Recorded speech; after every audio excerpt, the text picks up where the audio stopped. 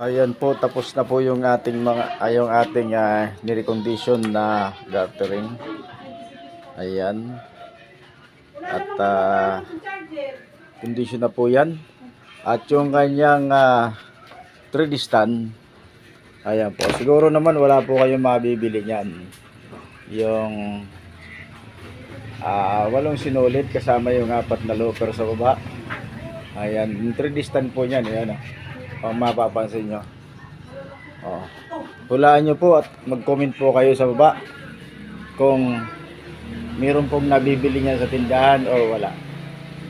Ayan. Ayan po yung ating ginawa. At marami pong problema itong guttering nito. Maraming kulang po yan. Kasama yung problema ng puller. Ayan. At okay na po yung kanyang puller. Okay na po siya. At ayan, ready to use na po yan. Ayan. Maraming salamat po sa inyong patuloy na pagsuporta at panonood sa ating mga video. Thank you.